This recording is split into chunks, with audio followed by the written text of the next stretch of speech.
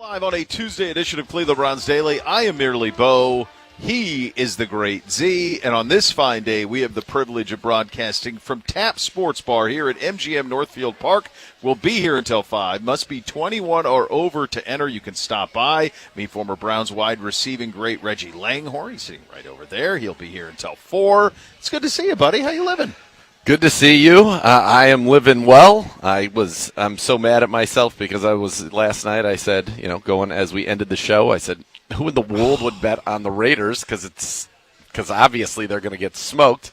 And then they just did that. It was one of those where it was just absolutely that easy. By the way, I'm excited because I think I have a legitimate chance to be in person to witness history on Sunday. I think you might be right. No. What does he need to get? How Miles? many sacks? I think he could get 10. I mean, did you watch the game? Yeah, of course. I mean, I had basketball practice. Yeah, I pretty much watched all of it because I was home by 8. So I had it on, and I watched most of it. Their first 34 plays were 31 passes, 2 runs by Genti, and 1 run by Mostert. If they do that against us, Miles could get 10 sacks. This game could set the record for the most sacks in a game by one team, most sacks in a game, period. Yeah, because Max Crosby was all over it on the Raiders side. Shadour's going to take some sacks most likely, which is fine. Yeah. But I think I have a chance to witness some real history. I wonder what the NFL record for sacks between two teams in a single game is. It'd have to be that Derek Thomas game, I would think, because he had 7 of his own. I'm going to find out what it is by a team and then by a I'd be very curious to know what that was because, it's interesting. You watched that game last night. 14 sacks is the record. Eagles, Giants, October 26th, 1952. Oh, geez. 7 times the team's had 12 sacks in a game. It was – I tell you, you watch it from the Dallas perspective, and they're 4-5-1. Like, they're not going to be a team of consequence this year. But you can see, like, if you're Jera and you're sitting there with 2 first-round picks and you didn't have to pay Parsons, so now you can keep Pickens pretty easily. You get Wilkins in the deal from the Jets, and he was great. Or not Wilkins. Yeah, No, Quinnen Williams. Quinnen Williams. Sorry. Yep. Quinnen Williams, not Christian. Quinnen Williams. You get Williams in the deal for the Jets. Clark got after the quarterback, too. He had a sack. And you say, all right, you got two ones now. You get Pickens locked up. You have 2 massive weapons at receiver. You got a good running back in Javonte, who had he had an unbelievable pass protection blow-up of a blitzer that was incredible last night. That was my guy. I'm so happy. I know. We talked about him all those years ago. Yeah, and he finally got healthy, and now he's looking good. But you look at them and you go, okay, he might be onto something here. Dak looked great. The receivers are great. He's going to get 2 first-round picks. I mean, he could, depending on where those picks end up, he could end up having 2 defensive starters. If they hit on him, who knows? It might end up being okay. I agree. I also like the fact that I'm pretty sure Jerry has enlisted Dez Bryant already to help him convince Pickens that. And did you see this? No. Oh, so this is Dez Bryant tweets this out last night. Okay. After Pickens goes 9 for 144. Yeah. I mean, he and CeeDee Lamb, that might be right now the best duo in the league. A.J. Brown is clearly taking a step back. Yeah. It's hard to fairly evaluate what's going on in Minnesota right now. Very much. Yeah. And you got obviously Chase and Higgins, but I think they're right there. They're right there. Yeah. If they're not performing as the best this year. Here's what Dez Bryant says, and I quote: George Pickens, I want you to understand that whenever it's time to negotiate your new contract, your legacy will be worth more than being the highest paid receiver if you stayed with the Cowboys. There's a lot more to the thought process, but think about it. If I were Jerry, I would. Then he goes, and I'm going to get rid of the defensive corner. He does that. But also he goes, you got to keep the roster young. I played with guys who passed their due date and didn't love the game respectfully. My thoughts while watching the Cowboys-Raiders game. But basically he's hitting Pickens with basically the same pitch that once upon a time Jerry Jones hit Dez Bryant with. Yeah. And I like that he's out there doing it. I think it would be fun for them to keep that together because you're right. They've got those pieces. They're going to have picks. They have an opportunity, I think, to be pretty good. Yeah, they do. It was an aesthetically pleasing game with the two uniforms. I do not understand Las Vegas at all. I don't understand. I didn't understand it in the moment, the signing of Geno Smith. I didn't understand Pete going for that job because this was not a quick fix. This was going to be a long process to get them. You have to hit on a bunch of drafts over and over and over. They weren't Geno Smith away from being anything in the AFC. They just weren't. And now they've been in Las Vegas all this time. They don't really have a seminal moment that the fan base there can rally behind. Nope. We're going to find out on Sunday, but my guess is there's going to be a lot of orange and brown in there on Sunday. Yep. There's a lot of Cowboys fans in there last night. And so you have this thing that's an attraction in Vegas because you haven't really curated the local fandom there, and I don't know how much of it there is anyway. Be curious to know, like, where do their season ticket members come from? Are they coming from Los Angeles, the Bay Area? How much of it is local? Like, what does all that look like? Because those are obviously easy to get from all those places to Vegas, probably 75,000 flights a day from all those places. Yep. You can drive from L.A. And so I just am curious what the thought process was with all of it. And then they draft Genty, and then to your point, they hand it to him twice. They had 50 dropbacks in this game and 6 runs. 50 dropbacks. That's Chip. That's Chip Kelly, who got $6 million. I know. Who coordinated the Ohio State offense last year. Why would he do that? I don't know. It's crazy. It's crazy. They don't have anything other than Bowers that scares you on the outside. They have nothing. Like, it's just, I don't understand. Absolutely nothing. I don't understand the thought process of Pete. I don't understand the thought process of management that said, let's go get Geno. I don't understand the Chip one. I get he got $6 million, so that I get, but I don't think they're paying him that to throw it 50 times and run it 6. No, so, it just was the whole Vegas thing. And I'm curious when you guys go out there this weekend and we reconvene on Monday, hopefully a victory Monday, and we have the conversation. I'm just curious, like, your feel for if it's working. I think it's working in the sense that it is every team, because we've been there. We were there 2 years ago. Right, but now we're all these years into it. I mean, 2 more years into it. Like, is there, in the beginning you knew there'd be the curiosity with it was going to be every road team's favorite road Well, that's trip. what it is. I think it still is. So that's it. Yeah. They've never got to the point where that doesn't happen anymore. The Raiders still have a very passionate fan base. So you still have people coming in from the Bay Area, from LA. Yeah. So they still, like, when we were there last time, it was a good Browns turnout, but it wasn't like, for example, when you watch a game in LA when the Chargers play the Raiders or the Rams play the Raiders, or I'm sorry, when they play the Niners. Yeah. Or when the Chargers played the Steelers. That was a Steelers home game. Yeah. It's not like that. It's not Okay. to that degree. No. The Raiders are still culturally linked to a lot of big groups of people. Do you know what I mean? I sure do. So yeah. I think that they still. So you still go in there. It's not like walking into the Oakland Alameda County Coliseum. No. Where it is dangerous and scary and 100%. The black hole pro Raiders. Yeah. This is it's much more tame than that. But there are intense Raiders fans. I just remember when we were going in on the buses. You obviously you were there earlier than I was because you were a legend. But the tailgates were massive for the Raiders. Well, that's great. Massive. Then. Okay. And some guy almost got hit by our bus because he ran out of nowhere through some alley and just right across the main street. He obviously was escaping something, but almost. I mean, it was like this was in Vegas. Yeah, on our way to the game. He was with no regard for. I mean, he came across a busy, like, some of those streets in Vegas are 4 lanes each direction. Oh yeah, for sure. And he just came whipping out from the side straight across. Yeah, like Frogger, except without any thought to your path. Just go straight across. And he made it. He made it. Thank goodness. There was a good crowd last year, but remember, like, the Raiders hadn't played well, and then all of a sudden they showed up against us, and weren't we there early?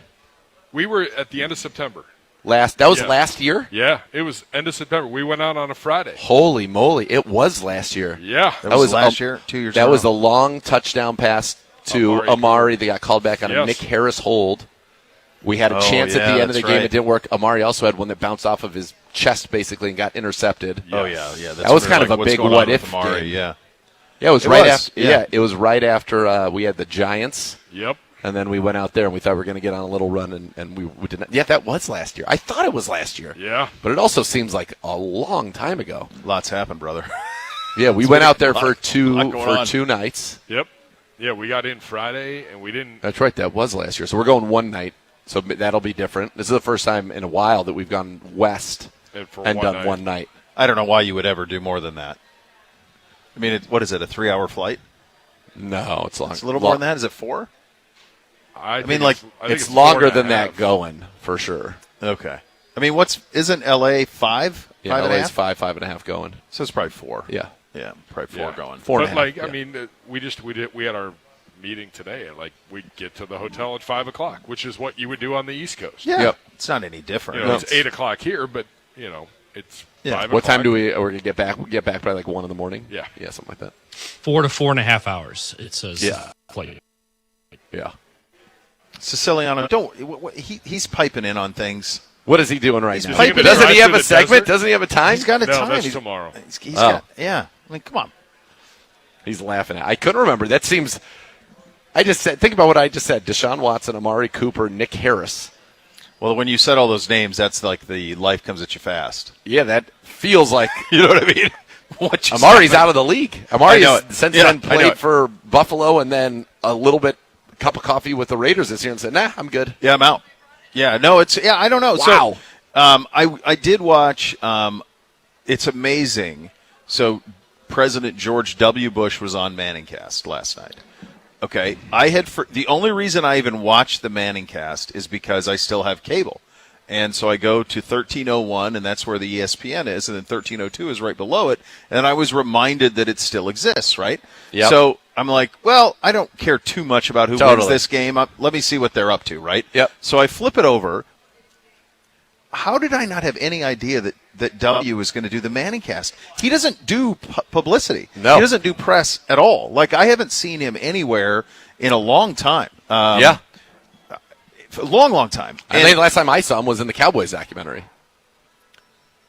Yeah, The Jerry yeah, Jones yeah. documentary. He's in the Cowboys doc. And 2 summers ago, I saw him at his place in Kennebunkport because the Texas flag was flying, and you could see him out milling around. We were out lobstering with the boys, but the thing that I was thinking about is, like, how am I unaware that was happening? Like, there was no promotion of it, right? So I stumbled onto it. W was incredible. He's the best. He had the funniest line about.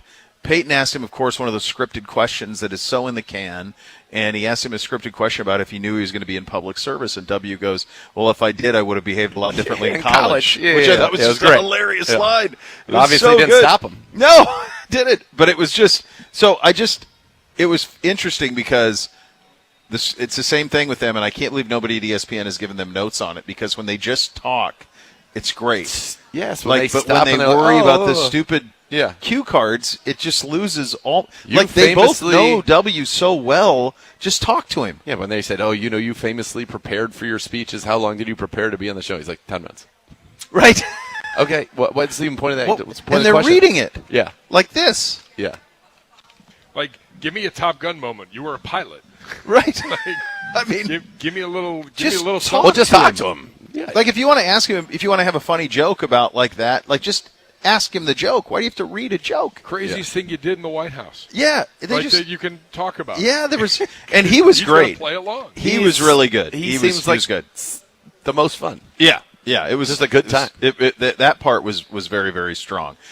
We do have some news here, kids. Major Madden announcement just dropping, and so here are the details on it. The Thanksgiving season EA Sports Madden 26 celebrates John Madden Week. This year's reveal introduces 2 rosters coming to Madden 26. The All Madden Legends team, so this is icons from the past who define toughness, grit, genuine love of the game. And then the NFL Superstars team, today's elite players who carry the All Madden spirit onto the field. A chance to relive history, so forth and so on. All-time greats against contemporary superstars, so forth and so on. On the All Madden Legends roster That's right. is a gentleman who I saw today on his social media who had a chainsaw that may have been 9 feet long. And not only that, the acting that he did right there. Oh, it's like Olivier. Oh, yeah, that's what I said. I said, what acting? Move over, Dwayne Johnson. There's a new sheriff in town. Why can't he be? Why can't he do? He can't do Commando. He can't do. Of course. He we can't do that. Can't do Predator. Hoff can't do Predator. Of course he Hoff, can. Hoff is on the Legends team. He should have been in the new Running Man. That would have gotten my attention. And then Miles made the NFL Superstars team, as it would, which is pretty good. He would do that. Yeah. So also, that's cool. Andy Lee, former Brown, is the punter. Yes. I'm actually very surprised that it's not like Ray Guy. Yeah, me too. This will Shane all Lechler. drop tomorrow. There's a Play Now Experience full player, historic Oakland Coliseum, a themed field, additional John Madden-inspired presentation elements that bring the celebration to life inside Madden 26. So there you go. Chucky Wood, Browns owner, Charles Woodson. All right, what all Madden Legends roster, Manning and Elway. No. I don't understand Horseface. No, okay, hold on. Joe or Tom. Let's make some. We're going to make there some had to edits be to this. Right there had now. to be a reason that there had to be a reason that Tom and Joe weren't on it. Peyton is the greatest regular season quarterback in NFL history. That's right. So I'm fine with him being on it, but it should have been Joe and Tom should have been. Yep. That should have been there. He's third behind those two. Yep. All right, running back. They got LaDainian and Eddie George. No. Now, I'm not going to commit Buckeye crime in the state of Ohio. I will. But where's Jim Brown?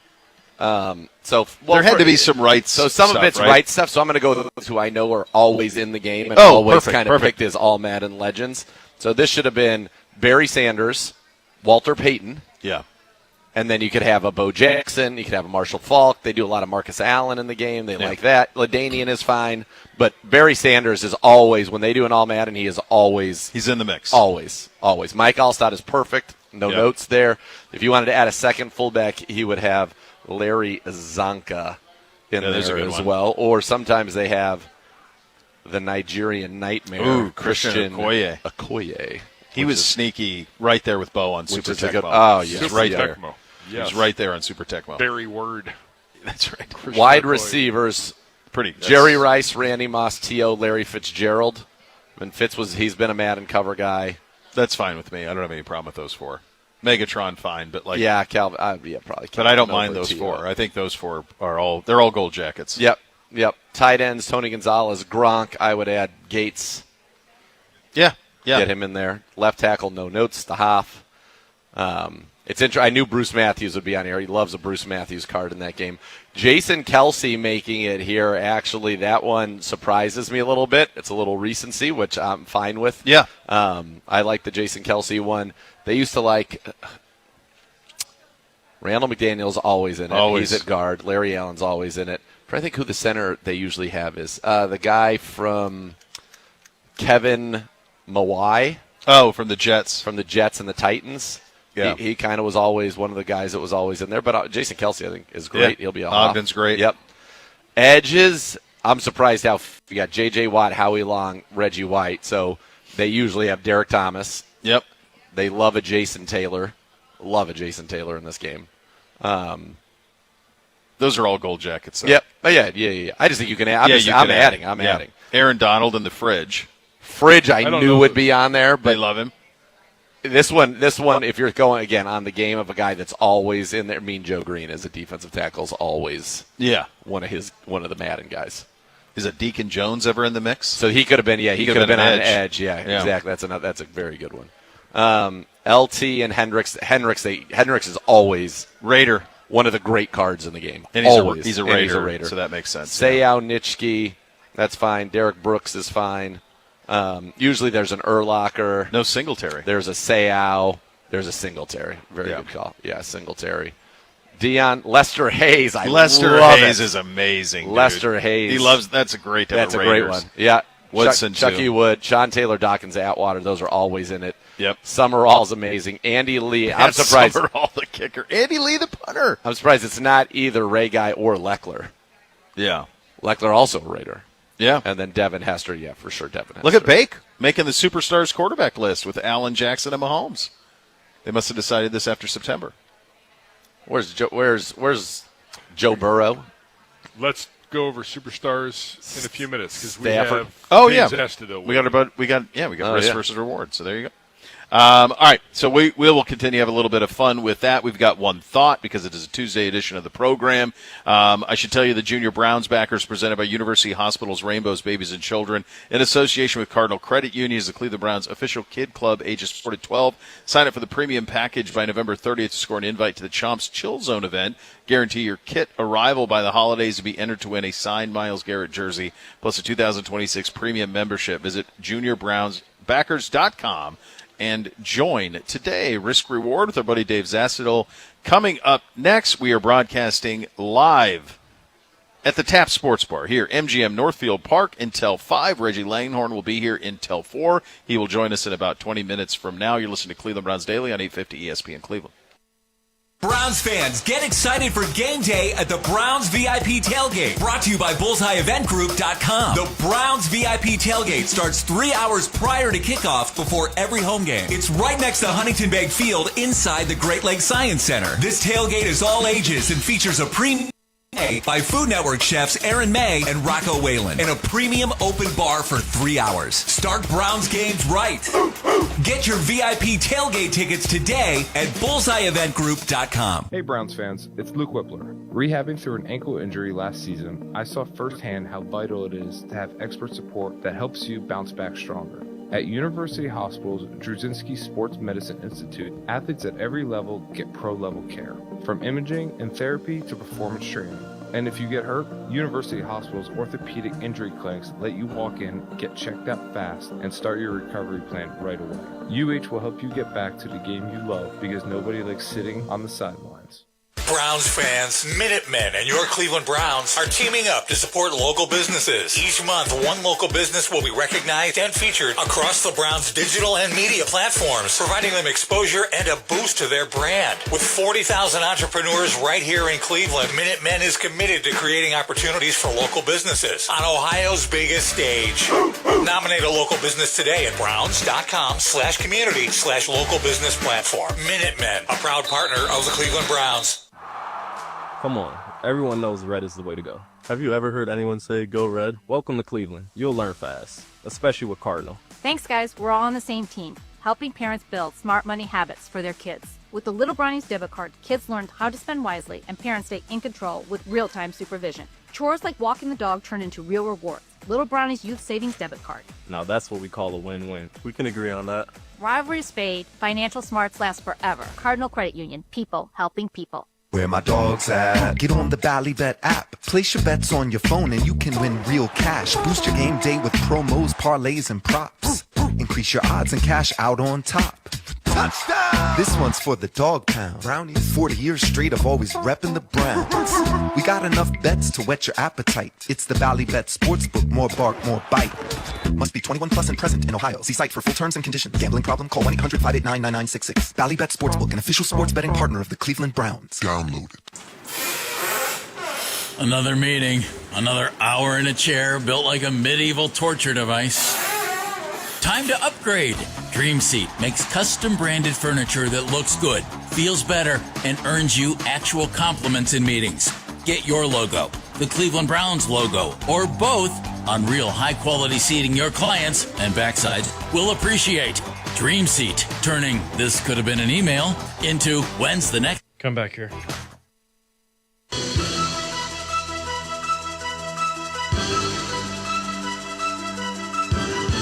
You're listening to Cleveland Browns Daily on 850 ESPN Cleveland, presented by Ballybet Sportsbook, an official sports betting partner of your Cleveland Browns. Please bet responsibly. And we are broadcasting live from Tap Sports Bar here at MGM Northfield Park. We will be here until 5. Must be 21 or over to enter. Stop out here in the next 40 minutes or so, and you can meet Browns wide receiving legend Reggie Langhorne. He will join us here in about 20 minutes on the program. Time now for Risk versus Reward, presented by Oswald Companies. Former Browns punter and current managing director at Oswald Companies, Dave Zastudil, joins us on the Twisted Tea Hotline. Brought to you by Twisted Tea Hard Iced Tea, official sponsor of your Cleveland Browns. Keep it twisted, Cleveland. Well, buddy, this one had it all. It was an all-time defensive performance, 10 tackles for loss, a bunch of sacks. Myles had a boatload of them. You had a pick six, you had 2 interceptions, you had everything that kind of happened your way, and then you don't get the result, but you did get to see Shedeur Sanders for a half. What was kind of your takeaway from Sunday?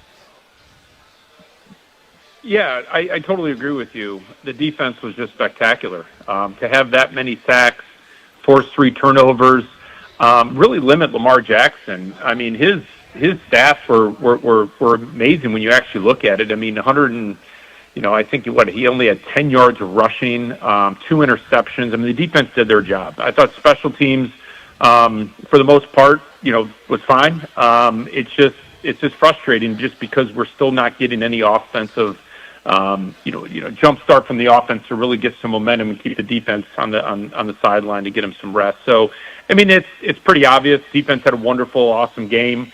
It's just still an offense that is in a little bit of turmoil. And the story kind of, as you mentioned, it's a game we've seen before, a result we've seen before. But in the sense it was different because we saw the debut of Shedeur Sanders. What did you make of Shedeur Sanders' debut? 4-16, unfortunately throws the pick, but a couple plays maybe were a little bit close there to tying it up at the end. It was a tough outing. There's no doubt. The thing about Shedeur Sanders, and I think there was a lot of discussion in the in the media and people talking about why wasn't he getting first team reps? That doesn't always happen in the National Football League. Training camp is really designed for first team and trying to figure out the quarterback and getting some first team reps. But when you have a rookie quarterback that gets thrown in like Dylan Gabriel, they're going to try to get him up to game speed and get him comfortable as much as possible. And there's only a certain amount of reps in practice to really do that. So what the realistic part of it, it's not uncommon for a backup not to get, first team reps in practice. So, I think some of the confusion was him saying this is the first time I've ever thrown to Jerry Jeudy live. Really, I don't take that as a knock on the coaching staff. I took that more of just it's fact. I got thrown in there. It's the first time. I'll get better with more reps in practice. I got a little experience, but no doubt, guys, it was a tough outing for him. And I got to imagine with a week of practice, going in a dome, good weather on a turf. I got to think we'll see a little bit better Shedeur in the next game. Against a bad defense will help, too, because if you watched Monday Night Football last night, there's a lot to be had on this Raiders defense, although Max Crosby's going to get after you. Dave, if you're Kevin Stefanski, Tommy Rees, and, in fact, if it is, in fact, Shedeur this Sunday in Las Vegas, how would you build the offense for him to have success? Well, you have to go back to why you drafted him, right? I mean, there was a reason why in the 5th round they drafted. They saw something on tape in college that enable him to say, you know what, it's worth taking a pick on him. Let's see if we can develop him. Let's work him in our system. But really, you have to go back to what he's comfortable with. I mean, I think a Shedeur Sanders type quarterback, he likes to throw the ball downfield. That's his game. He likes to get back in the pocket. I think it's very, very important with someone like Shedeur Sanders that you set up the running game. You can't have him go out and throw the ball 40, 50 times a game. You got to be able to have that balance to get the defense to second guess what you're going to be running, to give him some time to get that ball vertical down the field. But at the same time, we saw some of the things in that game that we saw in preseason, right? We saw him, hold on to the ball a little bit, kind of go back into, getting negative yards and then not be able to get outside. We saw the pass outside that they got a penalty down. So those are things on tape that you will learn from, and that's part of being a rookie. But fortunately, if he gets the opportunity, he'll be able to go out and try to learn from that and try to have a little bit of a better game this next weekend. What do you want to see Tommy Rees do? Because it sounds like he is going to start in Las Vegas. He will have a full week to get prepared for that game. What do you want to see Tommy Rees do for him in particular to maybe make things a little bit easier for Shedeur Sanders? Yeah, this is just my personal opinion, but I don't think we can get stuck with the run-pass sequence, right? Yep. You get run, you're 3rd and 7, 3rd and 8. These defenses are going to bring the house. They saw what happened on film. That's a rookie quarterback. That's his tendency. They're going to say, hey, if it worked with Baltimore, we're going to replicate that. So I would like to see maybe some first down passing, maybe some second down pass. Just mix up that cadence so it's not 3rd and long, and then the defense knows exactly what we're going to be trying to do. So I did like some of the things on that speed motion handoff with Corley. I think they did it a couple times. Just some different things to try to get different guys involved instead of just kind of running that, hey, junk is the right, junk is left. Now we're 3rd and 9. We got to pass the ball. I do think that will help. So we'll see if we'll see what happens. But I just think we can't get stuck in that run pass sequence. From the uncertain, we're not sure exactly what it looks like, to something that has now become certain.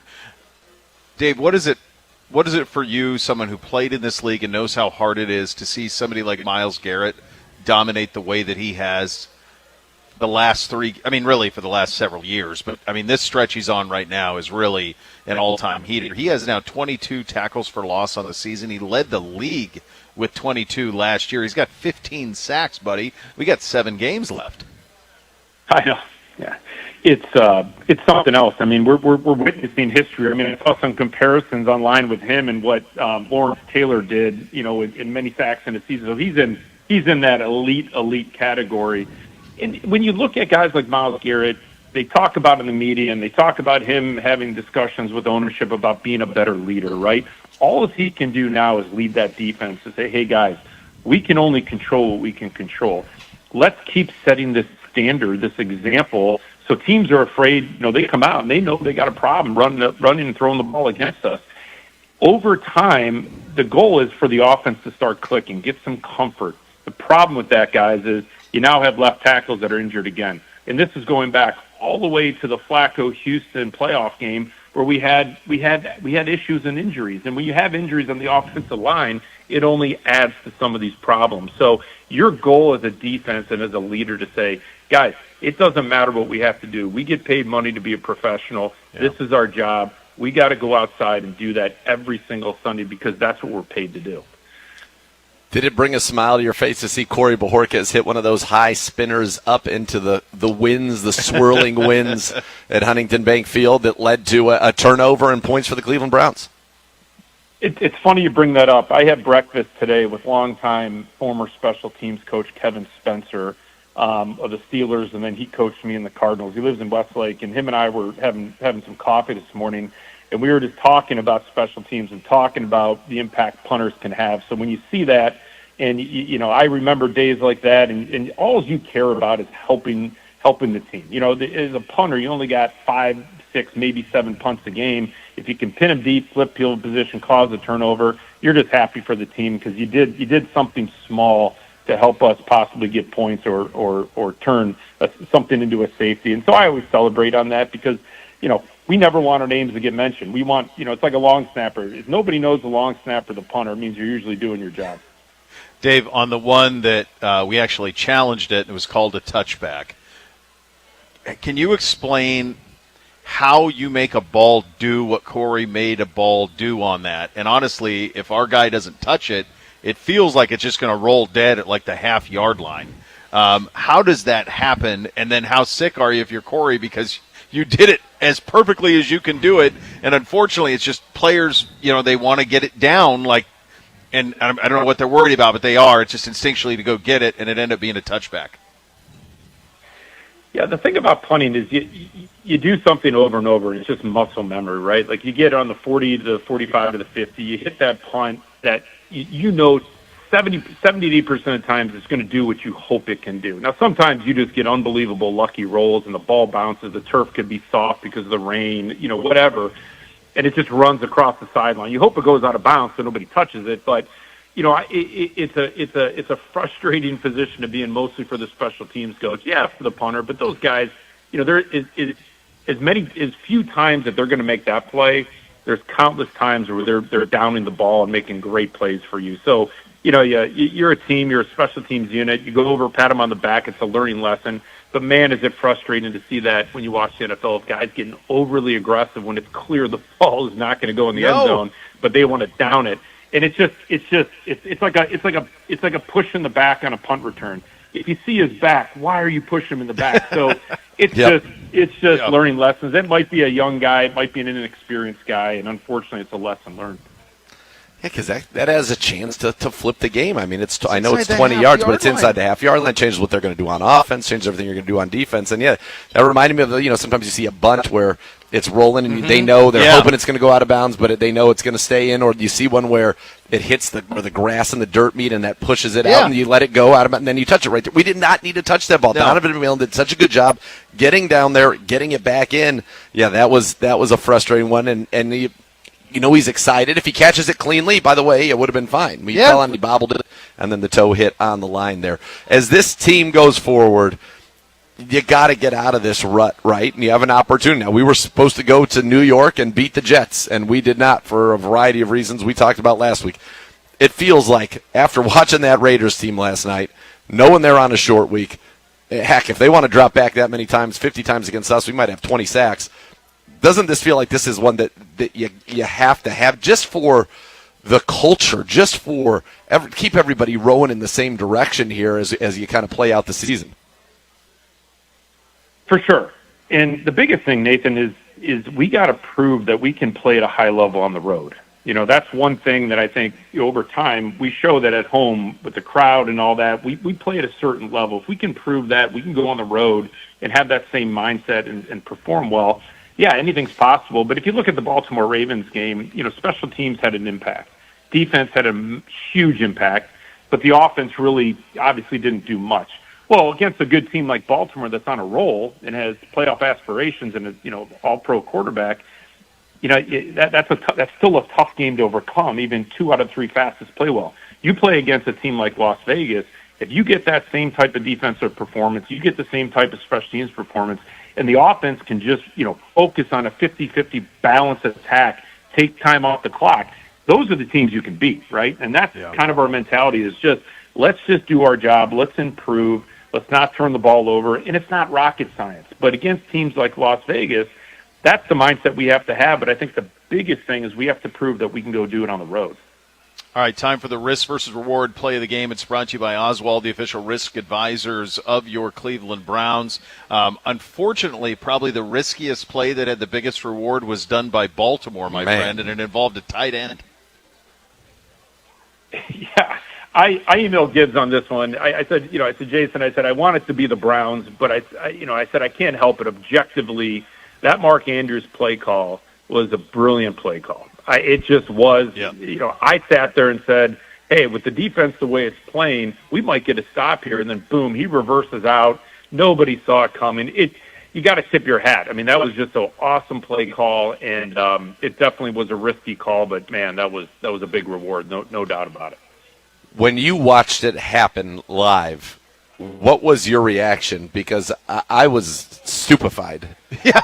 You just don't see it. I don't even remember what I said on the broadcast, but I know I said something. I think I was just I could not. He's on a 4th and 1, back to the defense completely. He just spins out and goes 35 yards on touch. This is a guy who had never had a rushing touchdown. This is a guy who had 20 yards, 21 yards rushing in his entire career, and it's all from sneaking.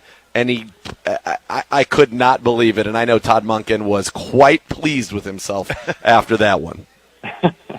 Yeah, I'll be honest with you. I would say as a Browns fan my whole life, obviously playing for them, typically I would be like you, and I'd be just frustrated and being like, what's going? The problem with that is it was such a good play call that you almost chuckle and you just go, man, that I got to tip my hat. That was a brilliant call. It really was, and unfortunately it happened. The defense was playing outstanding all game. You can't really fault them on that. But I guarantee Jim Schwartz is going to go in the film room and probably have a different reaction to that defense on making sure we're containing to the outside, making sure we're filled. He'll always have something, but man, it's hard to look at that by any stretch of the imagination. Not just go, it was a great play call. Yeah, it really was.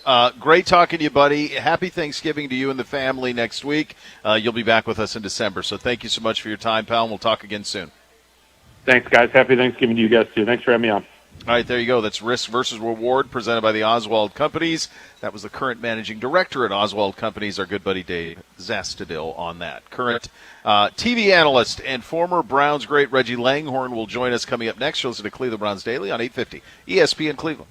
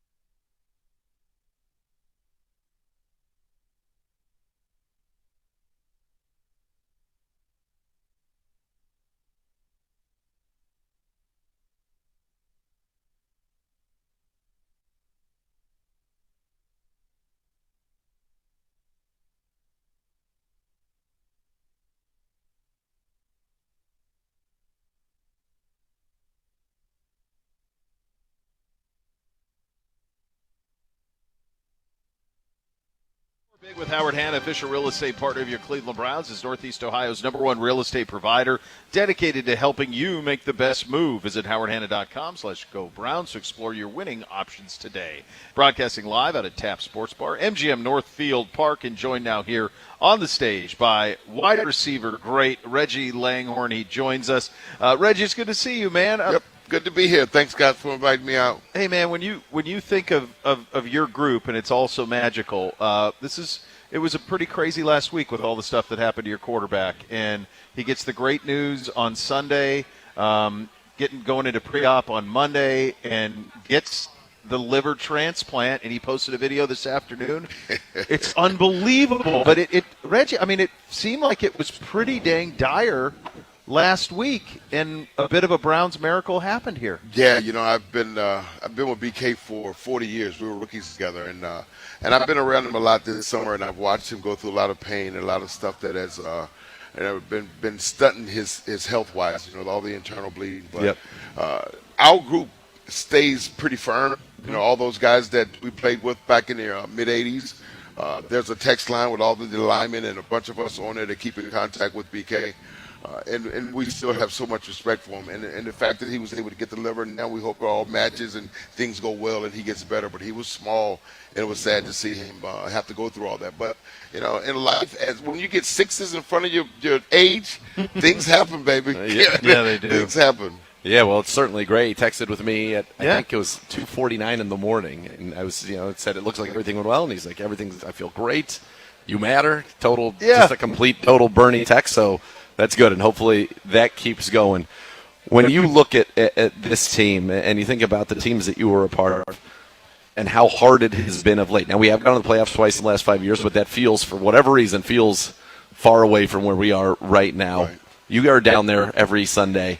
What would it mean to get this thing going again, and how can this team do that? The thing that I see that's different from my time was a very strong nucleus that stayed strong for 4, 5, 6, 7 years. And I'm talking 10 or 15, 20 guys. Back then, there was no free agency. So It wasn't the whole big money grab or, you take a big contract or you trade guys or guys leave football teams. So that we were together for a long time. So the offensive line stayed solid. The defensive line stayed solid. The secondary always hit Frank and Felix and Hanford, Webster, Brennan, myself, Ozzie. We were here all together for 5 or 6 years. And I think that's what it's going to take. We took a big swing about 3 or 4 years ago, and that didn't pan out. And you lost a lot of opportunities to get draft picks. Of course. Now, if you can get guys that can perform at a high level, like what you got with these 4 guys that you drafted this year, that is a big hit. And I think you're going to need more of those. So hopefully whomever's doing all of the picking for the players for the next couple of years, they got to be able to hit home runs. That's just a fact. Because Schlesinger and the Graham kid and Judson and Fanning, those guys can play. You don't find 4 rookies starting in the NFL and have been major productive guys on this football team. It's nice to see. Yeah, you're leading rusher, leading receiver, leading tackler, all of it. And I would also add in there was just a young guy that I think has a chance to be a part of this nucleus for a while. The trade that you made to bring in Tyson Campbell, who has been excellent, really, since he's come to the Browns. Yes, he's made plays not only in the pass game but in the run game. Took on Patrick Ricard in that one, shut down a run, which is incredible for a corner. But so I'm with you. We got to get that nucleus. And then, listen, it's an offensive league, and unfortunately, we're a tough watch a little bit on offense right now. You guys were a very fun watch. We got to get this passing game going and be fun. The thing that gets me is doesn't seem like there's growth for scoring. We haven't put points on the board in a long time. I don't know if the receivers core. I really don't like talking too harsh about some of the young guys, but I don't think the receiving core creates a lot of distance. I don't think the quarterback's vision is sharp enough, nor do things take a smooth pace. You don't throw slants and someone breaks the run and goes for 60 yards. All those things that great athletes can tend to do once they get the ball in their hands, we haven't seen that here, and that's the unfortunate side. We can run the football. We see that, but we get penalties that set us back. And if you're not going to be a very good team running the football and you find yourself in second and long and third and long and the positions that get you out of those situations aren't being their top level, then you're going to have some problems for now and for a long run. But I say this, and then I'm going to try not to be too harsh, when the people that pick the players, call the plays, make the decisions, and this is the best you have to offer, when this is supposed to be your forte, then we need to take a look at ourselves and what can we do to get better, take any outside advice, because we have to grow as an offense. You're going to lose a lot of those linemen. They're going to either drift away, money out, or however. The only one under contract is DeJuan Jones. Yes, sir. And if you haven't had a real strong line since Coach Callahan left, you better get somebody back in here. You better draft 3 or 4 of them if you have to. I don't care. As many people that can protect the quarterback, that can run the football, and then win on third down is major for scoring points. You watch any good team, 3rd and 7, no big deal. 3rd and 6, no big deal. But when you're 3rd and 9, 3rd and 11, 3rd and 12, it's hard to accomplish. You have to be able to pass the ball consistently when the other team knows you have to pass the ball. Yes, sir. That's what the good teams do, and that's where we struggled. Yeah, absolutely. And thrust into action this past week was Shedeur. He gets thrust in. The injury to Dillon happens. I think we all hate that it happened under those circumstances. You don't ever want an injury to a player, and all Dillon has done is everything that's asked of him since he's gotten here. He's just done everything. The injury did happen. Shedeur did get thrust in. If you just are a bottom line guy and you see the stats in the box score, Reg, you're going, that ain't it. Not great. That's clearly not it. The sacks, the completions, 4 of all of 16. it. It's a mess. But there were a couple of moments when you go, oh, the throw to Lardan, which if you complete it, the place is electric, and all of a sudden maybe you beat the Baltimore Ravens. So what did you make of his debut thrust into it, and what positives do you see in his play? So I was under the stadium when all of this happened. He went in the game. And everyone who was under the stadium having lunch or whatever we were doing under there, the minute they announced it, they all left. Yeah, they couldn't wait to get out. Yeah, they couldn't wait to go out and watch him play. I could say that he looked like he's ready for the part. I think he has a talent for the part, but he hasn't completed the job to get the part. And I don't get enough from Dylan Gabriel that makes me say, that's my guy next year or that's my guy next week. So you got to give the other guy a shot now. And you can't be flipping them back and forth, but they're rookies. You can do what you want to them. Yeah. Because in reality, you need to find someone that can play quarterback for you for the next 5-10 years. There's no joke around that. This is a quarterback-run league. You need someone in there that can perform under duress. And whether these guys can do it, I'm not sold on it. I wasn't sold when he came out of Colorado. I thought he was a good young talent, and I think with molding a little bit more and more discipline, because I don't like him when you run back to it. I don't like when he's back to the line. There's things I do not like, but then there's things he does. He sits high in his saddle when he throws the football. He can get it down the field 30 or 40 yards. We saw that. Now, if he can get more accurate, if he gets more time in practice to do these things, I think there's a future for him. But like everyone else, you've got to prove it. Yeah. There's nothing I do off the field that's going to better me on the field. So everything that I need to do to get to be a better football player is within those hours of study, understanding what I'm doing, being aware of what I'm doing, and try to be ahead of the next guy. Because defenses will always try to stop you once you get good at something. And I'm smart enough as a coordinator, as an offense, that I'm already ahead of the game. You're anticipating. I'm always ahead of the game because I know what this defense is going to be tough on this offense, okay? Then we got to have an alternative. So we're going in the second half. We got another thing going. Playing with Bernie was a big deal because he was so crafty, and people always said he was so smart. I said, well, we had to be smart too. He can't we kind of understand this thing too. There will be times that we will be real stymied on offense, just couldn't get something going. And Lindy and Fonzie would simply say, okay, all right, let's just squash what we were doing. Bernie, we're going to call it at the line and loosen things up. So we would go sugar offense, let him call it at the line. We use our hand signals. You complete a few passes, the mojo starts to change, and that's an alternative. Then later we would settle back down and get back to running the football. But something that would jar us to get ourselves motivated. There is no reason to run the same thing in the first quarter, second, third quarter, and in the third quarter and be losing. It makes no sense to me. To your point, the best drive he had was the 2 minute. Yes. Yeah, it's up tempo. It's up tempo. It's quick. It's popping. Yep. And he just missed the one to Bond. I mean, that's that when would he have hit. been the one. That's the one he hit in camp all the time. But that's probably what you're talking about. Like sometimes you just need a little bit of tempo to feel it. There is. I play with Jeff George too, and there is a normal offense where you call the play, you get in the huddle, you go out, you stand there, you hut, you look around and get all that stuff, and then there's a sugar offense where everybody's kind of just comes back close. You get the lineman protection, you get the receivers routes, and we're going to move, but we don't have to rush.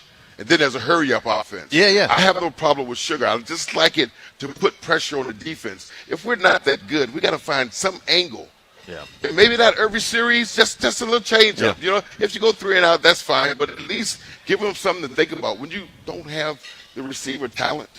I mean, you got great tight ends. You got a nice running back. The quarterbacks can be helped if the receivers run the routes and create space, and it makes it easy for that young kid back there.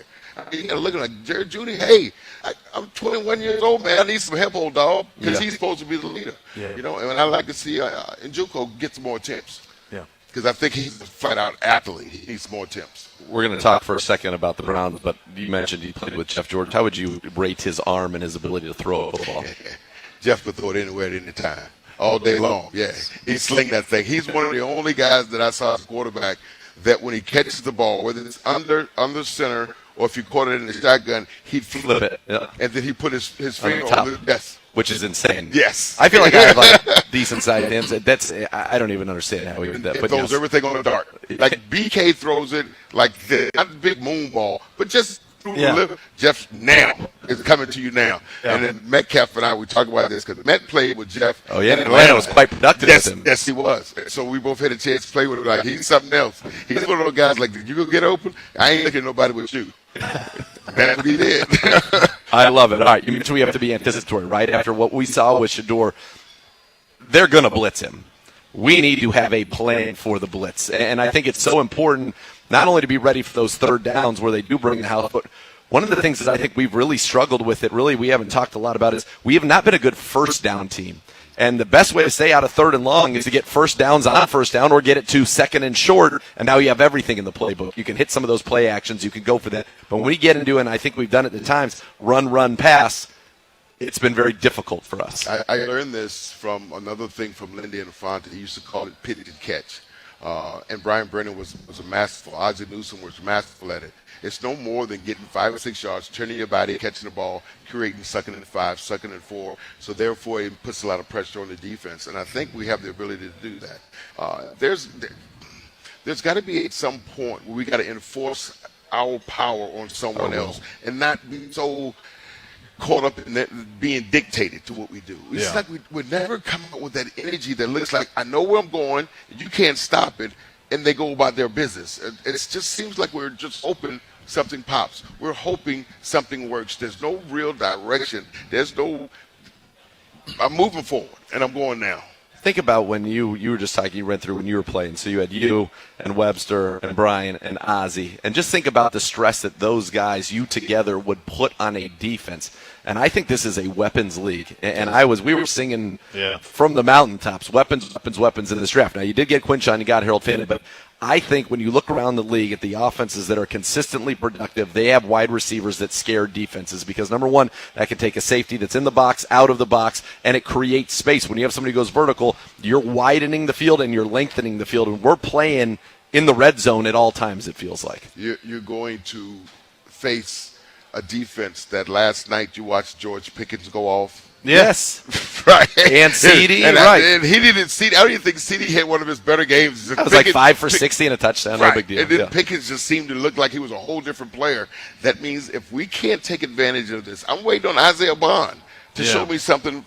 Has he caught a ball in a few weeks? Or I will say this is just a little defense of him. If we had been able to throw the football down the field accurately, he might have 5 touchdowns right now. Okay. He's been behind the defense. We have not yet. Well, if number 12 is in the huddle this week, I guarantee you he goes deep. He will. He can sit in the saddle and he can sling it, and I don't think he's afraid to throw it because you'll never know what you're going to get out of it if you're going to be scared to do this thing. Take chances. Most quarterbacks do. I'm fine. We've talked about this. I'm fine. He's going to take some bad sacks. Like that's just we all have to accept that. But if he's going to hit some of those cheap plays, I think that we're living in a world where we're trying to go 10, 12, 13, 14 play drives. You cannot do that consistently in the NFL. We need chunks, and at least Shador, I think he's going to have some negative chunks, but he's going to have some positive chunks, and I think that has an opportunity to kind of jumpstart things. This is, I think, a critical week for him, a critical week for the game plan, the practice, all of it, and an opportunity against a defense that is one of the worst in the league. Like, this has to be the week that we kind of can unlock it, and if you go, to your point, you want to see him, he goes and has a good game, and we beat the Raiders, he's going to keep starting. Correct. The opportunity is there. And I don't want to take anything away from Gabriel. I wanted him to get a full run and a full opportunity the 5 or 6 weeks. And this was my thinking was he'd play 5 or 6 weeks, and then we'd see what he was capable of doing, and then we'd switch to the other rookie, Shedeur, and let him see what he could do on the last 5 or 6. But I didn't get any excitement or any real sharpness from Gabriel. I hate to say I don't know that he was asked to make the big play. I think he was asked not to turn the because if you remember, don't turn it over. And while he was the starter, to his credit, we had the fewest giveaways in the NFL. I think the next evolution for him to be that guy is right. You know, if our defense, and this again, we can play what ifs about this thing, but let's just say he had the lead in London. The defense lets Minnesota go 80 yards. You win that one.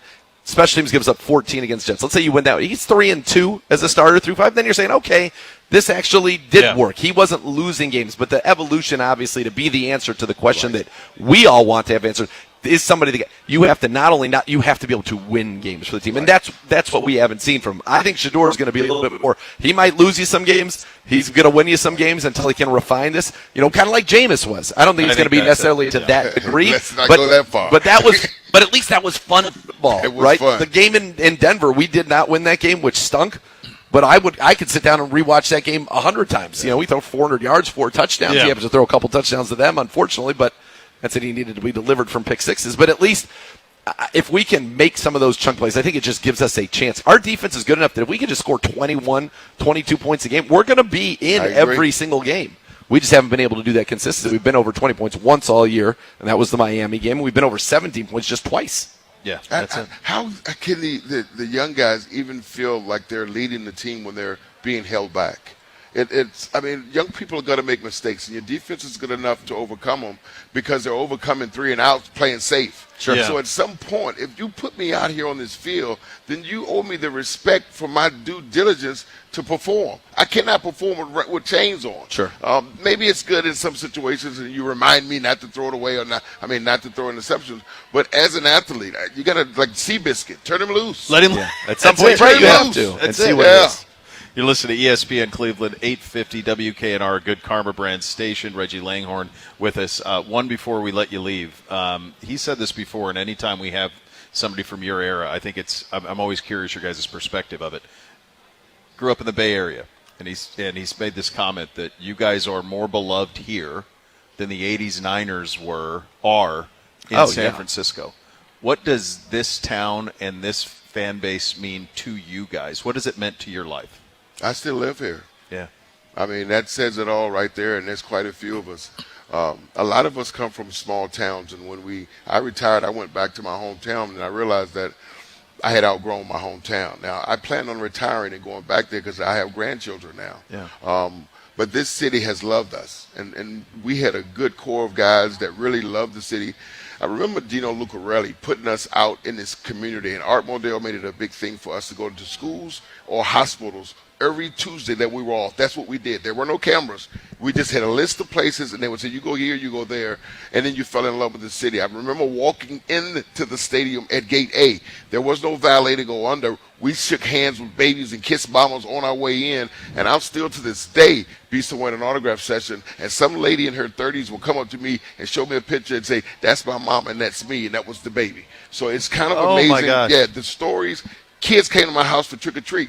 I was 22 years old. I ain't had no candy. I signed football cards for them. You know, so all these stories of this city and that group that we had there, we all fell in love with each other, and we were on the same ride, and we just couldn't play perfectly against Denver on AFC week. And that's the only time that I get emotional about football. One is opening day in Cleveland Stadium, and the other one is AFC and NFC.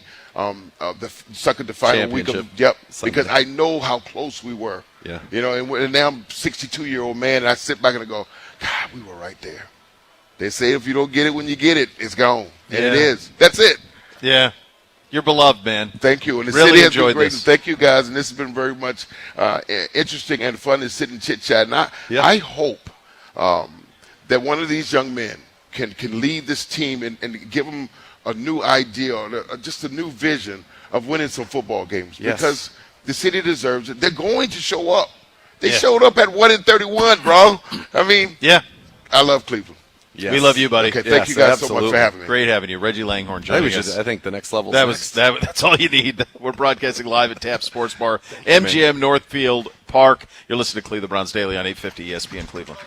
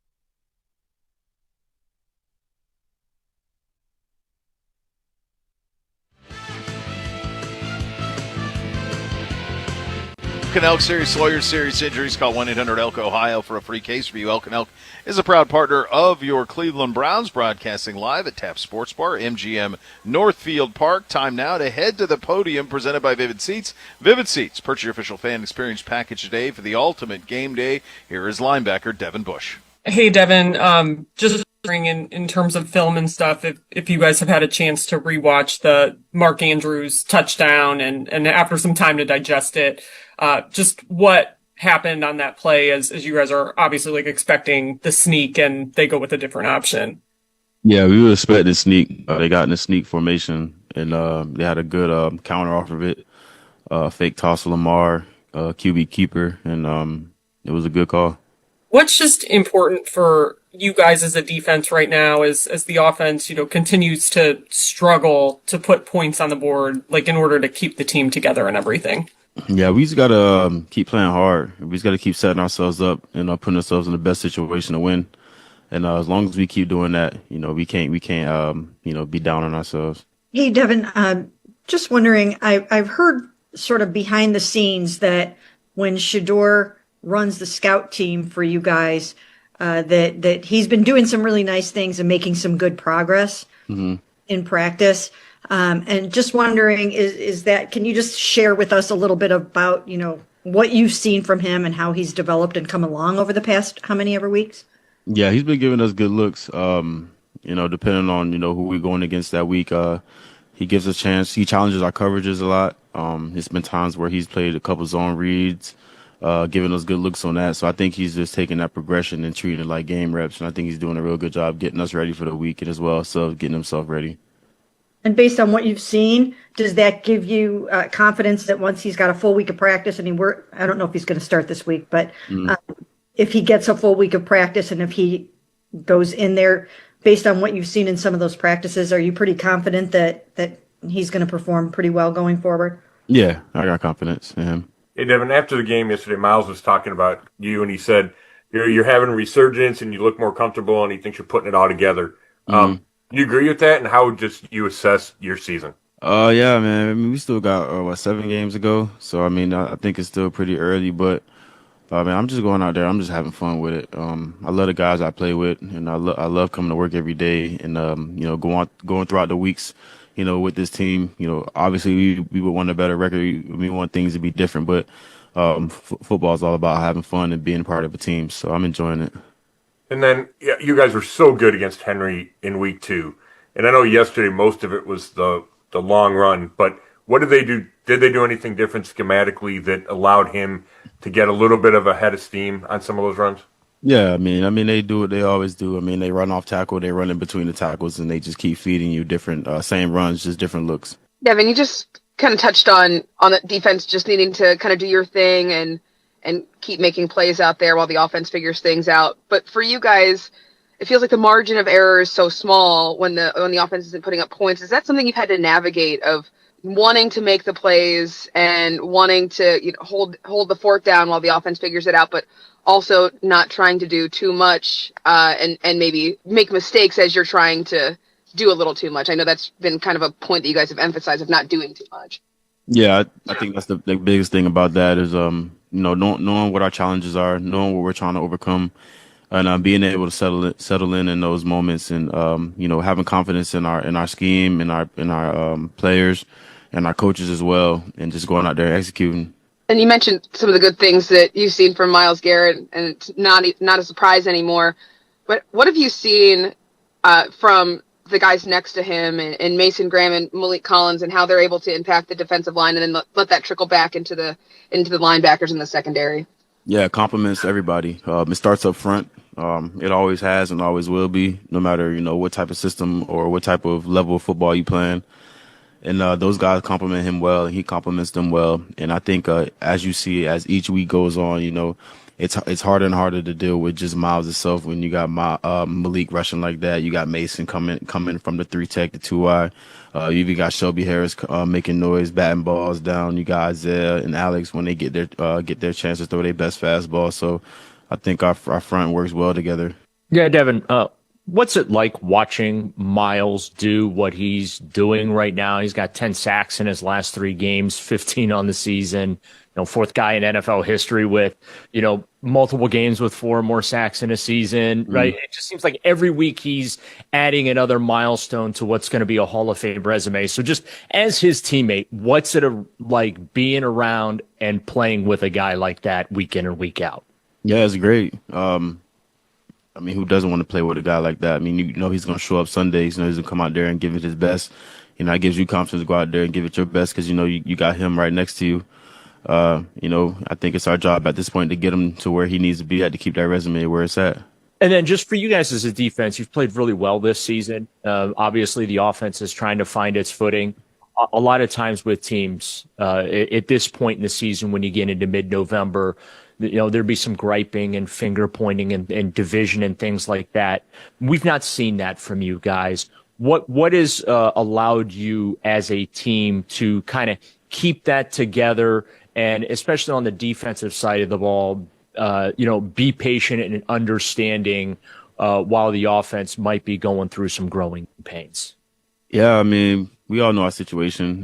We're not going to sit here and act blind to the fact. We got 2 rookie quarterbacks that we're relying on, as well as a bunch of other rookies on the opposite side of the ball. So it's going to be times where, the experience is going to outweigh, the outcome. And, it's just our job to be with them and stick with them throughout. Hey, Devin, obviously when you came into the league, first round pick with the Steelers, you got your career off to a tremendous start, and then the knee injury was a setback for you. But, standing here in 2025 with what you're sort of putting together on the field, do you feel that you're playing at the highest level you have throughout your career? I'm not sure. I don't think so yet. It's like I said, we only got 7. We got 7 games left, so it's a lot more football to be played. So we'll see. Hey, Devin, we've talked to you a lot about Carson, but I think after the game, Grant said he thinks he's an All-Pro. Is he playing that well? Does he deserve to be considered among the best linebackers in the league? And if so, why? Yeah. First of all, he's a rookie. This is his first go around in the league, which is not easy to do. It's probably going to be the longest season ever of his career, just coming from the draft process and everything like that. He came in, he fit in, he commands a call, he makes a call, he makes the checks. He's out there on third down, making stops, sack, picks, whatever it is to put his team in position to win, and that's what all pros do. Appreciate it. Hey, Devin, I just kind of wanted to ask, you go into this season without JOK, rookie and Carson Schlesinger, just some questions. You lost Hicks to retirement. What has been the secret to getting this linebacking core, as, kind of came into the season as looking at it was going to be one of the weakest parts of that defense and turning into one of the strengths of this defense, if not the strongest part of this defense? What was the question?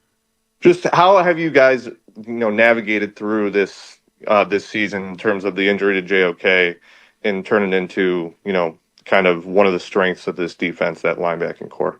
Yeah, everybody knows how this league goes. It's next man up. That's what we're here for. That's what we signed up to do, is play football. So I thought we just did a great job of just putting it all together at the start of OTAs, and just working through that through camp, through those joint practices and the preseason as well. So this is no surprise. This is no secret. All right, there you go, Devin Bush from the podium there. Coming up next, one thought around every game in Week 11 of the 2025 season. That is coming up next. We're broadcasting live, Top Sports Bar, MGM Grand Northfield Park. You listen to Cleveland Browns Daily on 850 ESPN Cleveland. Who says barbecue?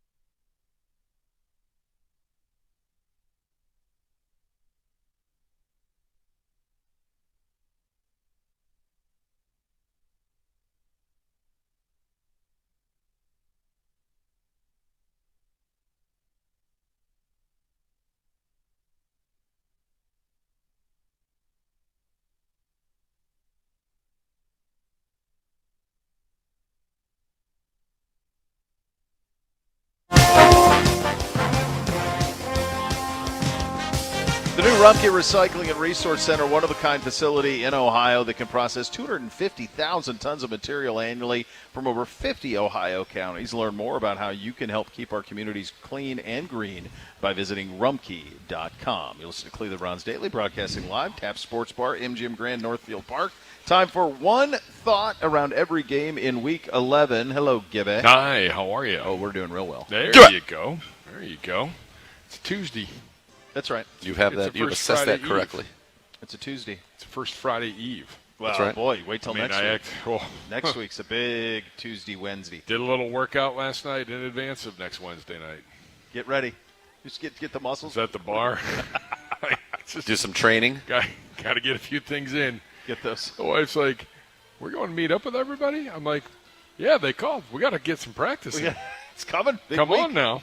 We're not hosting Thanksgiving. We're recovering on Thanksgiving. It's a big week for the kids. That's right. Exactly. All right, let's go. Week 11 in the National Football League. Go back to Sunday's games, and we start in Madrid at Real Madrid. Did you see that? Had you guys seen that before? Nope. The stadium? Field and yeah, all that? that's so cool. Yeah. Incredible. The venue is better than the game. They have two fields underneath. Yep. That they rotate. It's unreal. I would like us that to do that. But I think country? Because I think it is very, very pricey. Yeah. Sure. That operation is just. Yeah, that's a different. It's its own. That's a level. Even we're not quite familiar with, and this is the NFL. Yeah. Yeah. Well, anyways, in Madrid, unfortunately, the debut for the Madrid games saw maybe the worst game of the weekend. Yeah. The Dolphins take down the Commies, 16-13 in overtime. Bo Bishop, one thought. Yeah, kind of. I remember at the beginning of the year, I thought this would be a step-back year for Washington. I didn't think it would be because of the Daniels injury. I do think long-term this might be okay for them. They're going to end up picking higher. They're still a young team. Daniels comes back healthy, and away you go. Miami did kind of sort a little bit out here. This is a couple of nice wins in a row for them. I do love the idea of playing in a place like Madrid, playing in Berlin the week before. I think that's really cool that the NFL's doing that. I like it. I think it's pretty cool that this was a Dolphins team where you thought it was over.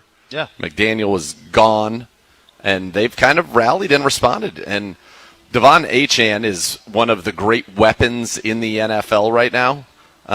He is playing at just a ridiculous level. His last this is basically what he's done the last 5 games. 150 yards from scrimmage, 2 touchdowns, 98 yards, 91 yards from scrimmage and a touchdown, 106 yards, 225 and 2 touchdowns, 165. Where did he play collegiately? Do you have it up? Yeah. Achane was drafted. He was out of Texas A&M in the 3rd round, 5'9", 191, and he's become really one of the great it's something I don't players. Call him at A&M at all. It's weird. Here, hold on. I'll tell you what. You want these little A&M numbers for you?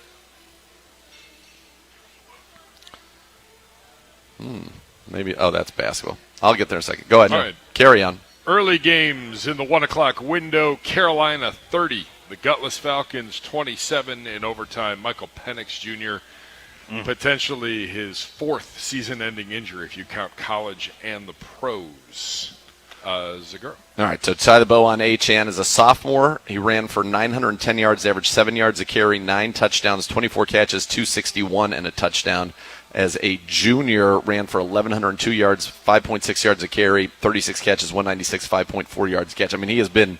Must have just been bad A&M teams, the end of Jimbo Fisher or something. Yeah, where 21, you 22. Didn't see their names, yeah. Yeah, and he has been quite good. Carolina, listen, Tet McMillan matters. Weapons matter. They matter, bud. And you see Bryce Young now go and have the most, which I thought was wild. I thought Jake Delhomme maybe or Steve Berline would have had it. That is the most productive passing game in the history of the Panthers. 31 of 45, 448, 3 touchdowns, no interceptions. You go back to the end of last year, they beat Atlanta in a game that Atlanta needed to win to have an opportunity to go and win the division still. Yep. And he, I think, had 5 total touchdowns in that one. He is one of those guys, like he should have been drafted to a dome team. And I wonder what he looks like. You can look at his splits. He plays much better in domes than he does not in domes. And you wonder if he had gotten drafted by Houston the way it was supposed to work out, what does that look like for him there and for Houston? But, McMillan, 8 for 130, 2 touchdowns. Just, they are incredible. Kirk Cousins is washed. Yep. Drake London gets hurt in this game. Yeah. Which is he is one of the better, not talked about as much as he should be, receivers in the NFL, Drake London. But this is just an incredible win and incredible performance by Bryce Young, honestly, to win this game over the Atlanta Falcons in overtime. And I do wonder from the Atlanta side how many seasons in his football career has Michael Penix started and finished.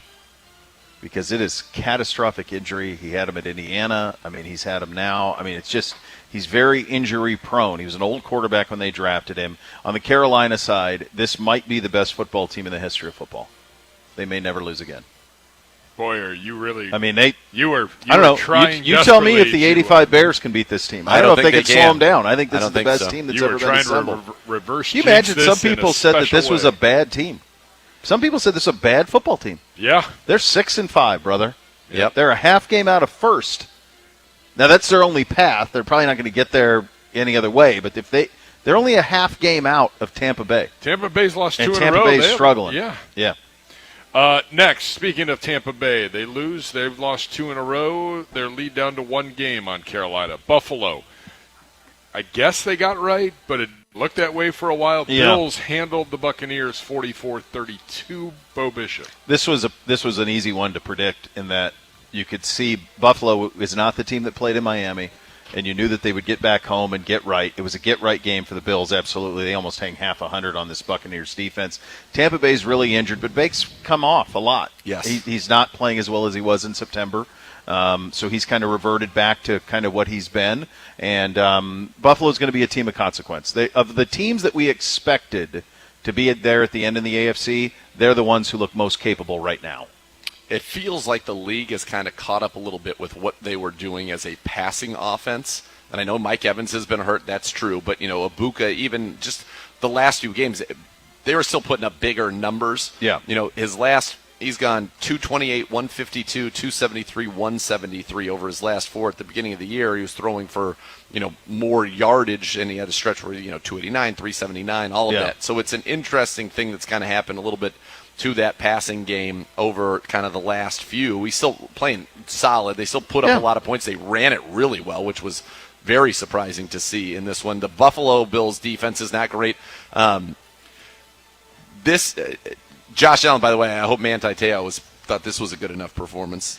Josh Allen, since before he's been waiting to see him be good, which he has been quite good.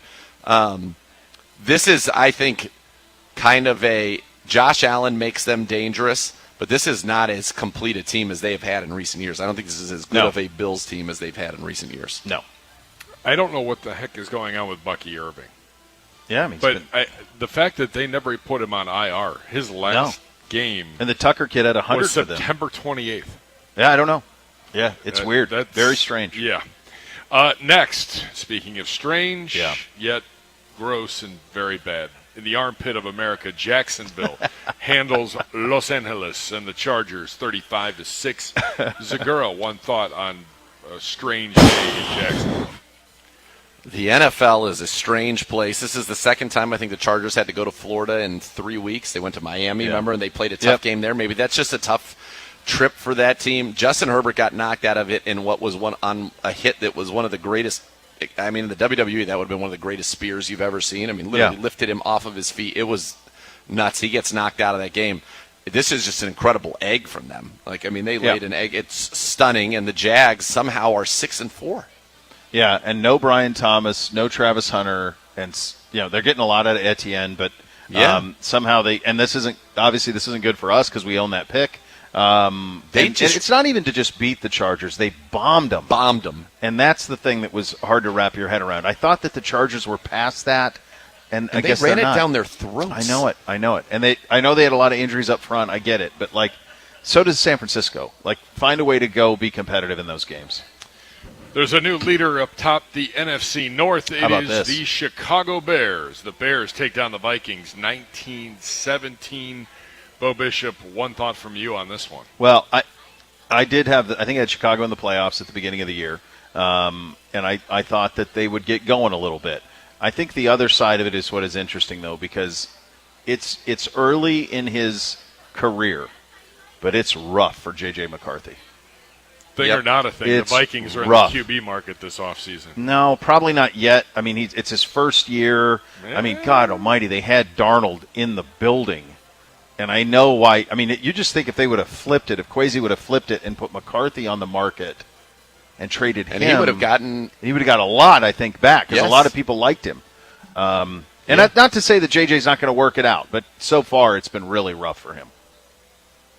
Segura, anything else on Bears Vikings? The Bears are kind of like the NFC Broncos. They just win games that feel improbable prior to them winning games, but they continue to do it, and at some point that just becomes kind of their culture and it becomes some kind of they just believe. And teams that have that kind of belief. Stat line. 16 of 32, 193, no touchdowns, no picks, ran for 26 yards. I mean, there's nothing about there's nothing special. No. But they just DJ Moore doesn't do anything. I mean, he hasn't done anything all year. All year. Well, yeah, nothing. They gave him all that money. He's nothing. I don't They know. just It's weird. find a way. They find a way to do. win. Speaking of another team, we talked about the Bills and not sure what they are and what they aren't. The same thing can be said for the Green Bay Packers. Packers take down the G-Men 27-20. Not pretty by any stretch of the imagination, but the Packers do improve to 6-3-1. Bo Bishop.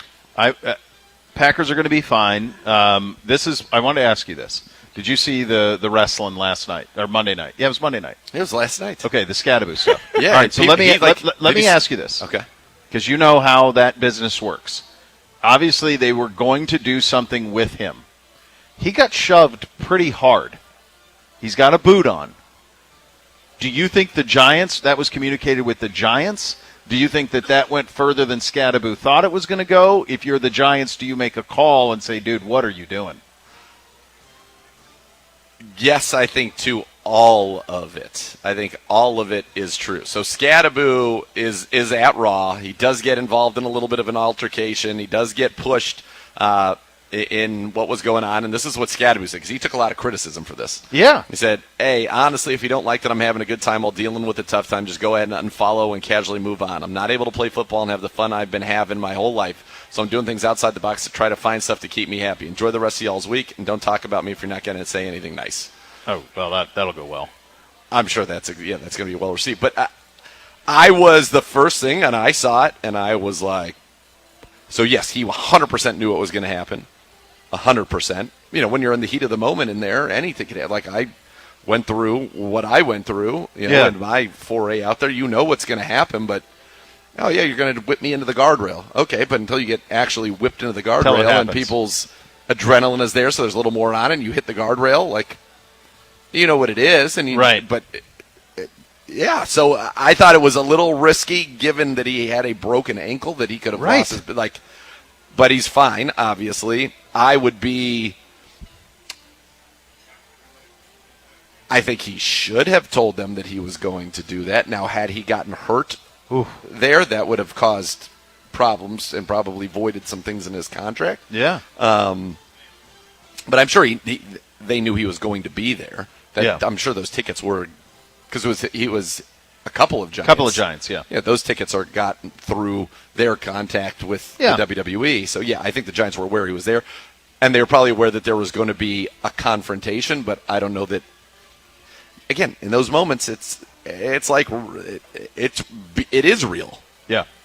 So you don't know. I just think I'm very happy that he didn't get hurt. Right. We've seen guys go in there. Brunson has done it. Yeah. Halliburton's done it. We've seen plenty of guys go in there and get involved in little things here or there. He can't play. He is out for the season, so it's not like he could. No. I just was curious because I knew you knew the inner workings of it, and I just was curious to process how all of that happened. There is no doubt that confrontation was 100% discussed, going to happen. That's why the cameras are right where they need to be. All of it. But you never know. Yeah, it's probably going to be like you're getting his face. You're going to shove him. You know, maybe he's going to shove you back. Right. But when it happens, it happens. Like it's. Yeah. Like when I got sent the guardrail, it was much harder than I had anticipated getting sent to the guardrail. Yeah. I can tell you that. Few newsy notes from our football team. We placed Dom Jones on injured reserve. Yep. With a knee, and we've also waived wide receiver Caden Davis. There you go. So, and obviously I think he'll come back to the practice Yeah. squad, but it's just so odd that he You had him up was for one game. Yeah, put on the roster when he could have just kept him on the practice squad. Because you can only call up 3 times. Yeah, right. Exactly. So, yeah. Okay. Moving on. AFC North. The Squealers, 34. The Bengals, 12. Zagura, one thought. Couple things. Number one, this was one of those games where you're like, okay, maybe the not that the magic is gone, but a couple, throw a pick six, right? I think his shoulder's hurt. You saw it earlier in the game when he took that one hit, and it did appear that way. I'll say this. I think that the Steelers are maybe a little bit more dangerous throwing the football right now with Mason Rudolph because he's willing to hold it and he's willing to throw it down the field, and I think that can make them a little more dangerous. I also was watching live. We were in the booth when Darnell Washington had the run where he stiff-armed one guy. Geno Smith then made a business decision. Geno Stone, I'm sorry. Yeah, made a business decision. Well, Geno Smith may have made some business decisions, but they were not good ones. Not good ones. Geno Stone made a business decision, and then at the end, I think it was Turner tries to punch out, and he literally just trucks him. Runs him over. And I remember saying, I was like, did he say, that's going to be the angry run. So this is the first time ever, because Luke and I watch Good Morning Football every morning. He loves it. So then there's always 3 nominees for the angry run, and it was all 3 parts of that. So it was first the stiff arm, second was the Geno Stone business decision, and then third was when he ran the guy over at the end who was trying to punch the ball out and then stood over him. And so obviously he won the angry run this week. But that was when you saw it in real time, and I think it's cool. The Kyle Brandt's kind of created that where you look at that and you're like, oh, that's going to be the angry run, and you knew it, and most certainly it was. Yeah, from the Cincinnati side, Zach Taylor had a press conference yesterday in Cincinnati that sounds like Joe Burrow's going to try and play next Thursday against Baltimore. Yes. I have no idea what they're doing, and I just question, who down there could keep Joe out? Probably only ownership.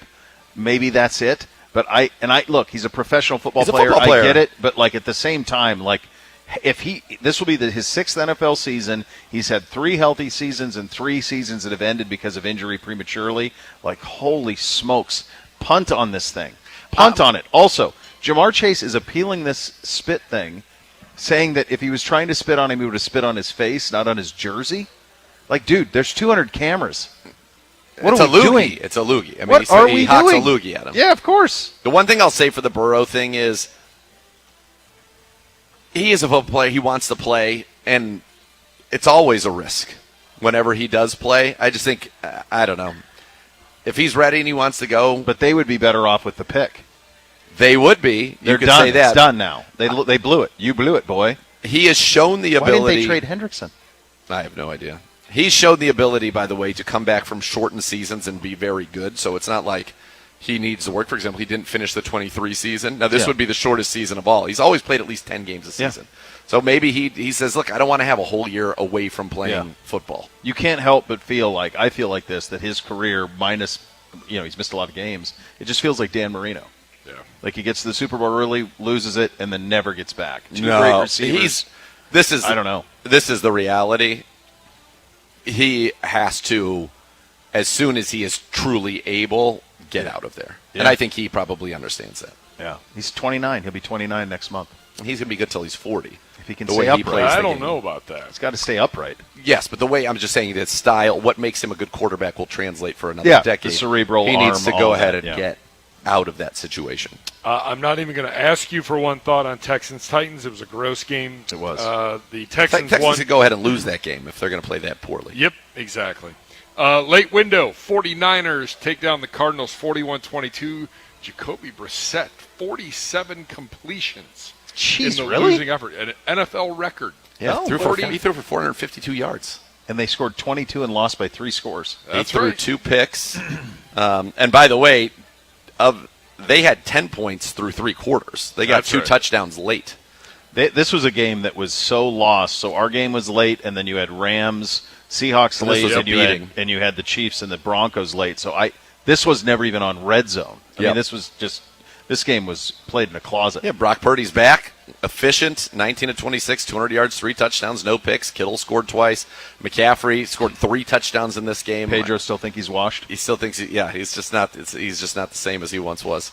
None of us are. He averaged 6.2 yards to carry. Robinson, who my dad wants to get every carry, averaged 3 yards. It's nuts. But the Niners are formidable. They're just never going to have what they need defensively, I think, to make a run. So Jacoby Brissett, we know him somewhat mobile. Yeah. Not the most mobile. He threw it drop back 52 times, and he threw it. He ran twice, so we'll call it probably 59 times. 0 sacks. Yeah. They do not have a pass rush at all. No. And that'll get them. That's going to get them. Especially when you do the next game.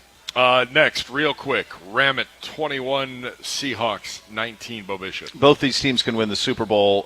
Seattle had the ball, had a kick from 61 yards, albeit, to win it in a game where Sam Darnold threw 4 picks. That's, you're good. And the Rams are just legit. Like, both those teams can win it. See, I disagree totally. I think Ramit can win it. I think Seahawks, as long as they have Sam Darnold, I don't think they can.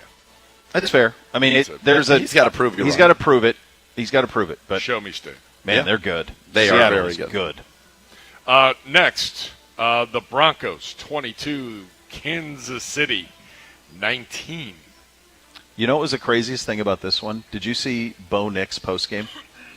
They got a good team over there. I did. What are you doing? Are you kidding me? I don't know. Like, they got a good team over there? They came in here and fought? Like, yeah, they've won 3 Super Bowls, bud. They were in it last year. I mean, I just blew my mind, like, his comments on that. Sean Payton can still coach it. Patrick Mahomes, pop quiz. How many games over 300 yards does he have this season? I'm going to say 0. No, I'm going to say 2. Meet in the middle, 1. He has 1 game this season where he's thrown for 300 yards. I know. He completed 40% of his passes, a little more than that in Buffalo. Really struggled last week. Something is not right with them.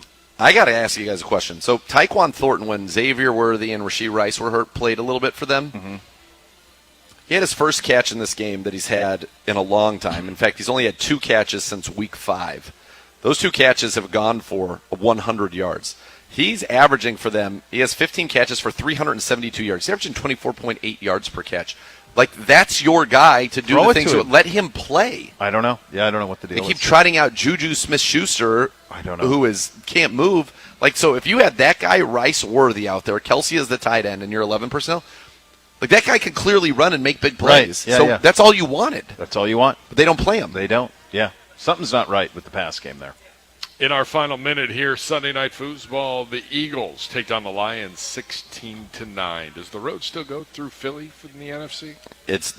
They are fractured, but they are winning. I mean, they tried to force the ball to A.J. Brown. A.J. Brown, I feel like, he's in that style of receiver, maybe kind of what happened to Amari, where you can go from 1,250 yards to out of the league in a year. And I'm not saying A.J. Brown's on his way out, but he's not creating any separation. Sometimes those physical guys, when it goes just even a percent, it wipes out everything that they can do. And he is really struggling. Dan Campbell at some point has to kind of reevaluate, I think. He has to understand situation. Like, this 0 for 5 Philly on team 4th down. was not scoring 30 points. Right. Kick some field goals and put a little pressure on them. They did it twice in the red area. Yeah, the window is bad, but you're in the red zone. But come on, you're at the one he was on the 5-yard line. Yeah. Just kick the thing and make it a 1-score game, and you give yourself a little life. Yeah. And like Goff, Philly wasn't scoring. Goff is another one. That's an important game for them because Goff is better indoors than he is outdoors, and he struggled in that win right there. Amon-Ra St. Brown was targeted 12 times that game, caught 2 of them. That is the worst outing of his career. Yeah. That is One Thought, Week 11 in the National Football League. And so much more to come. You're listening to Cleveland Browns Daily on 850 ESPN Cleveland.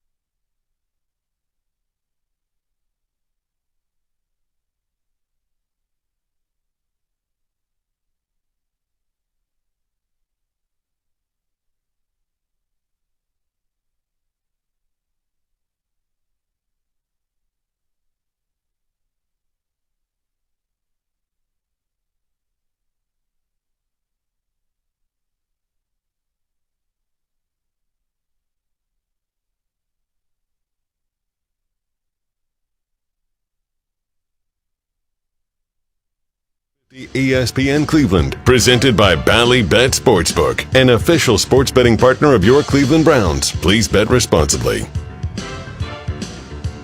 Add more fun to your fandom with the Bally Bet Sportsbook app. Download today. Get 50 back in bonus bets. You place that first wager of 10 or more. 10 at Bally Bet, official sports betting partner of your Cleveland Browns. I want to thank Reggie Langhorne. It was great. great. He was awesome out here. The incredible staff at MGM Northfield Park and the Tap Sports Bar. Great fans who came out here to listen. It's always a thrill to come on the road and take the show on the road, and very enjoyable. So we thank all of them for their participation as well. And we will be back tomorrow for more fun. Let's go, baby. Thanks for listening, everybody. Cleveland Browns Daily.